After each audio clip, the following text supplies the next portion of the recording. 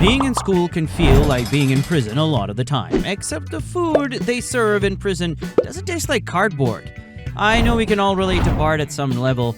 Bart is not your typical straight-A, nose-to-the-grindstone student who will sacrifice his peace of mind and social life just for a good grade. But in episodes like Season 2, Episode 1 titled Bart Gets and F, Bart is shown to not just be a lazy kid with no aspirations to improve or learn. The truth is that he actually struggles with issues that many kids in real life deal with, and his inability to learn is actually the fault of the school system. The problems that Bart has with learning reflect some deeper issues with the ways that schools tend to try to use a one-size-fits-all approach to teaching. They lack unique support for individual students with different needs, and they rely too much on standardized tests. The Simpsons uses Bart to show the school's lack of support for individual students can lead to certain students being left behind, just because they don't fit into a system that was never designed for them in the first place. In Season 2, Episode 1, Bart Gets an F, Bart's difficulty in learning is brought to the forefront when he fails yet another test. Here you go, Mrs. Krabappel. I think you'll be pleasantly surprised. His teacher and school psychiatrist gives him an ultimatum. If he's unable to get a good grade on his next test, then he'll have to repeat the 4th grade. For now, just ignore the fact that Bart has technically been repeating the 4th grade for 36 seasons. This ultimatum scares the crap out of Bart, so he decides that he's really going to try to study this time. I swear I'm gonna do better. Look at my eyes. See the sincerity? See the conviction? See the fear? As God is my witness, I can pass the 4th grade! So problem solved, right? Bart's gonna really study, and he'll do well on the test, right? Wrong. That's not how it works. No matter how much schools and teachers try to tell you it is. Bart's real problem is that he is stuck in a school system that relies on a one-size-fits-all approach to teaching. You all know the kind of teaching that I'm talking about. The teacher recites some dates and facts, you write them in your notebook, and that's it. Congratulations! According to the school system, you've learned something. The issues with this kind of teaching shows us right in the beginning of the episode. Bart does a bad job on his book report presentation, and Mrs. Krabappel's solution is to have him write lines on the wall? Bart, did you read the book? Mrs. Krabappel, I am insulted. Is this a book report or a witch hunt? Then perhaps you'd like to tell us the name of the pirate. Your grades have gotten steadily... Really? Punishment? Don't you think that if this punishment was really going to teach Bart anything, it would have done it by now? The school system lacks creativity. It relies on old teaching practices that are basically just outdated traditions at this point. Even when Miss Krabappel is giving Bart some quote-unquote individual attention, it's just to lecture him with the same thing he's already heard time and time again. Steadily worse since the beginning of the term. Are you aware of that? Yes, ma'am. Are you aware that there is a major exam tomorrow on colonial America? Yes, ma'am. Blah, blah, blah, blah, blah, blah, blah, blah, blah. I know a lot of people and teachers who might blame Bart for not listening, but if he's already heard everything that's being said, then why should he listen?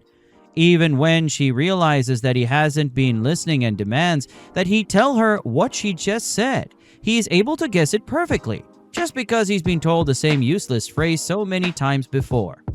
You haven't been paying attention to a word I said, have you? Yes, ma'am. Well, then what did I say? Straighten up and fly right? That was a lucky guess. This perfectly encapsulates the situation Bart is stuck in. He is being given absolutely no real motivation or support and is continually punished for being stuck in a cycle that he didn't even come up with. But at the same time, it's hard to say that this is entirely Mrs. Krabappel's fault either. Mrs. Krabappel is a teacher at a public school and is given the responsibility of teaching a huge number of students at once. The issue is that this forms a one-size-fits-all type of attitude towards teaching.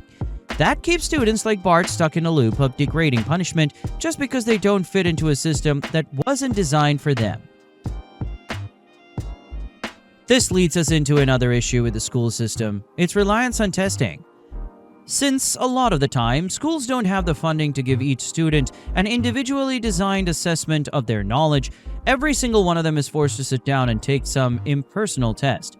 I can remember drilling the multiplication tables with my parents until I felt like I really had them nailed down. But then, on the day of the test, we were given a full hour to get through the worksheet. When you force a kid to sit in one place for an hour, obviously their mind is going to start to wander. And that's exactly what happened to me. It really felt like some kind of torture. To be forced to think about only one subject for a full hour, knowing I'd lose points if I gave my brain or eyes even a minute to rest. Now, getting a bad grade feels bad even as a kid, but the school system is really good at finding ways to make it feel even worse than it needs to. Early on in the episode, when Bart fails a test, the school decides that there is something wrong with him and assigns him a psychiatrist. Mr. and Mrs. Simpson, I think you know our district psychiatrist, Dr. J. Lauren Pryor. Hey, Dr. J. Think about it. Just because Bart isn't able to learn the same way as the other students, it's decided that there's something wrong with him. They then begin demanding that he give them answers for why their system isn't working. But Bart has failed his last 4 exams in history. Is there anything you're not telling us? No. Every other student in the class has shown at least some form of improvement, and yet you continue to struggle. Why is that? And when he can't give them answers, their solution is to have him repeat the 4th grade. Isn't that nuts? Sure, let's just have the kid keep doing the same thing that didn't work before. So they set an ultimatum for Bart. He has a chance to take and pass another test, but if he fails, then he'll be held back. The worst part about all of this is that Bart really starts to feel like there's something wrong with him. On the night before the test, Bart is really trying to study. He's reading from his study book, trying desperately to concentrate on the extremely boring facts and dates he's meant to memorize. That's when we get the most messed up scene of the episode. Bart starts hitting himself. Do you want to be held back a grade? Concentrate, man.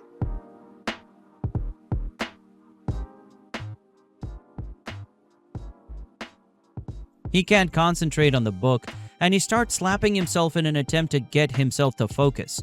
It's a really sad thing to see, and it's even more sad that it's something real students go through. They're forced to conform to an education system and method of testing that just doesn't work for them. And when they keep failing, they begin to blame themselves. The emotional toil this has all taken on Bart culminates when he finally takes the test, gets a 59 and fails. Bart starts crying because he really did try this time, and like other students in his position, he can't come up with an explanation other than thinking that there's something wrong with himself. He really believes that he is a failure. I can't believe it. But during his breakdown, he's able to easily recall a historical fact that Mrs. Krabappel takes as evidence that he really did study. Oh, now I know how George Washington felt when he surrendered Fort Necessity to the French in 1754. What? She gives him 1 extra point that puts his grade just high enough to let him pass. It's only fair. You mean I passed? Just barely. I passed! This all just goes to show that students learn and express their knowledge in different ways, and judging them all by the same standard will always lead to some of them being left behind, filled with self-hatred. Funnily enough, Bart is the only one that actually tries to find a realistic solution for his problem. Bart goes out and recruits the help of the school nerd, Martin. Bart figures that since there aren't any adults around who are really interested in helping him, he better ask a fellow student for help. This is actually great advice if you're stuck in a system that doesn't work for you, the way Bart is. Changing the way that the whole education system works should be the big goal. But in the meantime, working with fellow classmates is a great way to really narrow down the ways of studying and learning that really works for you. It can also make learning more fun and engaging. But it's not just students like Bart that struggle to conform to the traditional school system. In Season 8, Episode 25, titled The Secret War of Lisa Simpson, we get a look at how even gifted students are punished by current education structures. In this episode, Lisa struggles with the fact that Springfield Elementary just doesn't have the resources to fully support her potential, so she decides to go to military school in order to find a real challenge. Lisa's problem is obvious from her first scene, where her teacher has put on some boring videos talking about sand. Any kid would probably be bored by this, but Lisa is smarter than most kids, so she is extremely bored by it. This is pretty different from Bart's situation in Season 2, Episode 1, but it highlights the exact same issue, the complete lack of individual attention and support for students with unique needs. I can personally relate to both Bart and Lisa's situations. In high school, one of my classes was about physics, and it used a lot of advanced math that I just couldn't keep up with. I had to get a tutor to help me outside of school, and it really did help improve my grades. But in another year, I was given a free period that really just felt like a waste of time. So I asked to attend one of the upper grades philosophy classes since I was really interested in the subject. It was great. In real life, students probably won't fit cleanly into the categories of either Bart's or Lisa's, and that's okay. Some of us might really struggle with certain subjects, but be really good at other ones. The one-size-fits-all approach won't work for either. After that really boring class about sand, Lisa goes to Principal Skinner and asks for more of a challenge. But Skinner confesses that the school doesn't have any options like that for her. It's not my nature to complain, but so far today, we've had 3 movies, 2 film strips, and an hour and a half of magazine time. I just don't feel challenged. Of course we could make things more challenging, Lisa, but then the stupider students would be in here complaining, furrowing their brows in a vain attempt to understand the situation. So it looks like she's stuck. But a solution to Lisa's problem comes along when Bart gets in big trouble again for one of his most iconic stunts, setting up a row of megaphones and speaking into it, causing a sonic boom that nearly destroys Springfield. Hey.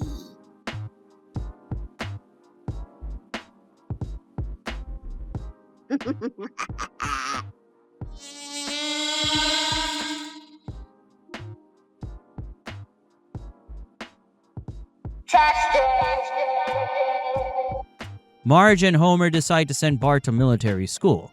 The family is given a tour and Lisa absolutely loves it. I guess. Truth is beauty! Beauty, truth, sir! They're discussing poetry. Oh, we never do that at my school. She thinks that it'll give her the challenge she's looking for.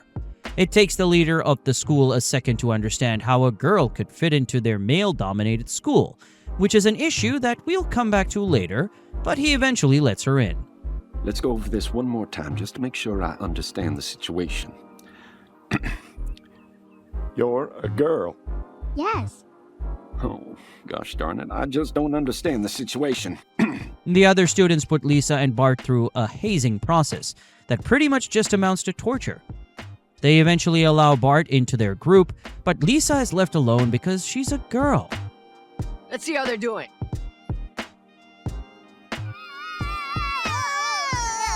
Had enough? What say you, men? Has this lowly maggot passed the test? Congratulations! You made it! Hey, what about me? I'm a lowly maggot. Despite how awful of a time she's having, Lisa continues to try to make the best of her time there because what she always wanted was a challenge. Okay, I'm not gonna give up. Solitude never hurt anyone. Emily Dickinson lived alone, and she wrote some of the most beautiful poetry the world has ever known. Then went crazy as a loon. In a way, Lisa's determination is inspirational. When facing a challenge, she decides to step up and take it head on. But I don't think that the kinds of challenges she faces should be something she has to deal with anyway. Misogyny is inexcusable, and the military is no stranger to it. Even Bart gives in to social pressure and starts to ignore Lisa. But it's not just the military that presents these kind of challenges to gifted women. Higher education and programs for gifted children tend to place very similar struggles in front of the women who try to attend and engage with them.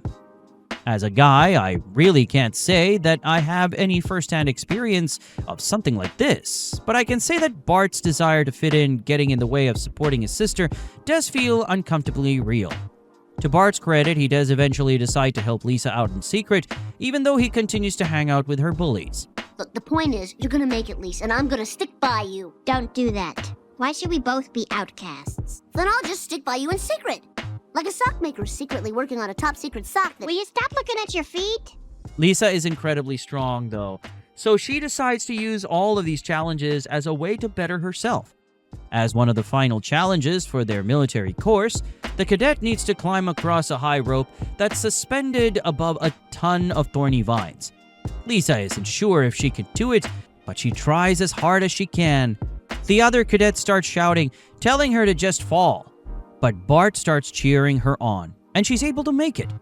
I know you can. Come on, I know you can do it. Just get your hands back on the rope. It's just a little further. Come on, just a little bit more. You're doing great. That's it. Come on, just a little bit more. I know you can do it. I believe in you.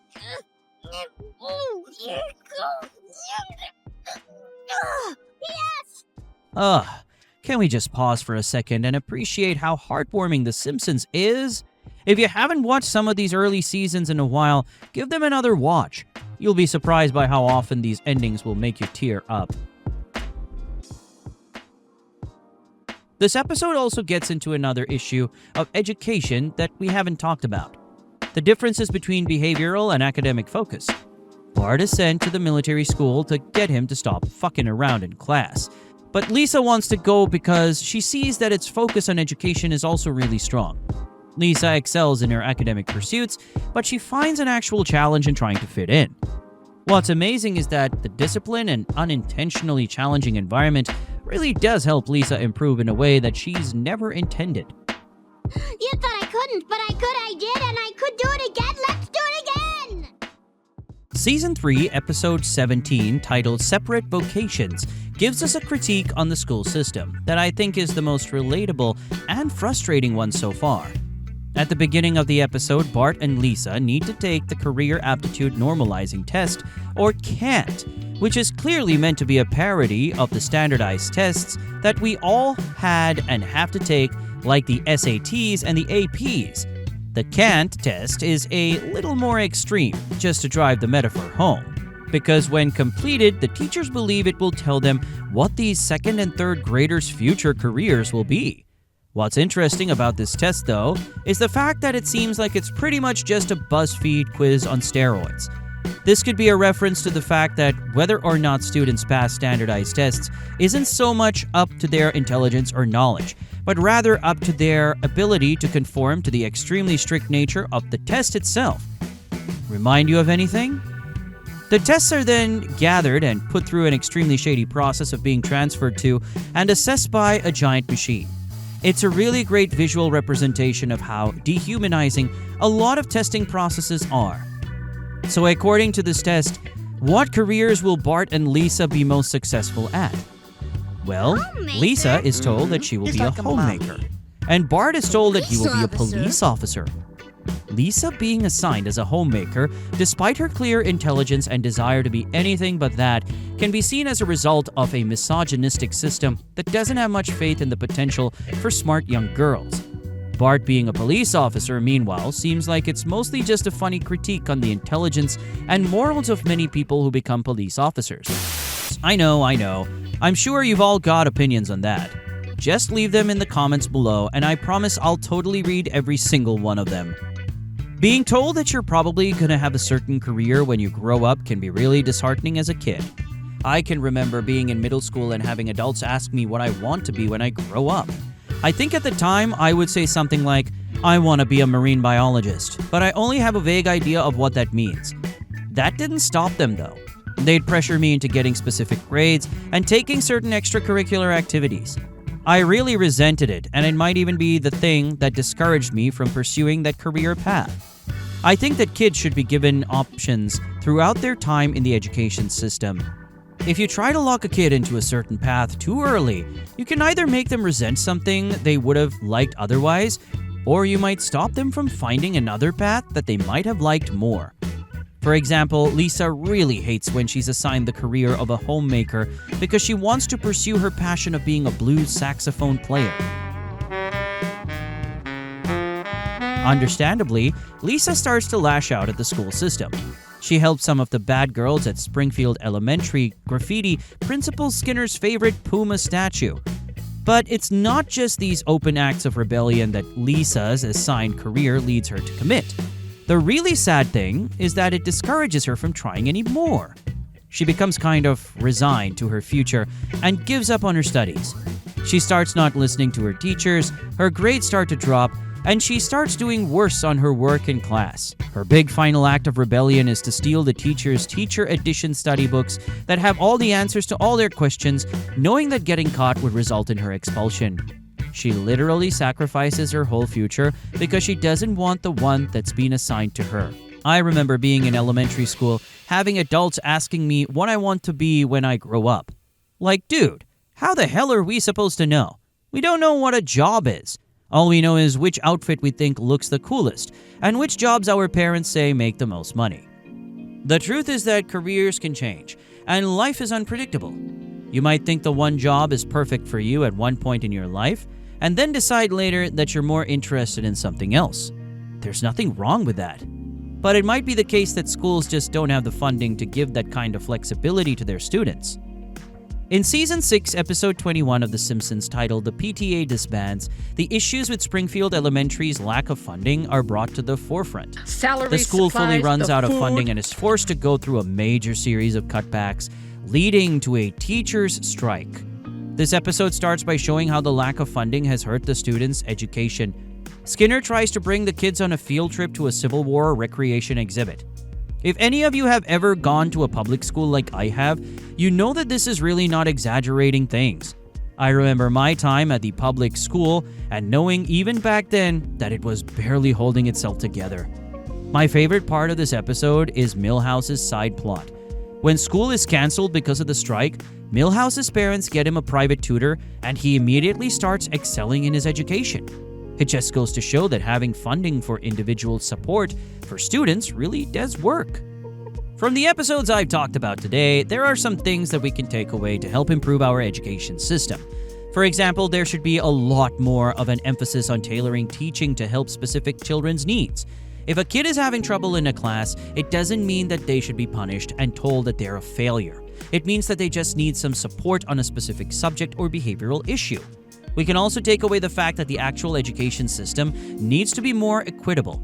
Kids with certain financial disadvantages need to be compensated for, and kids from marginalized groups shouldn't be left to fend for themselves. And maybe the most important lesson we can take away is just that public schools need better funding.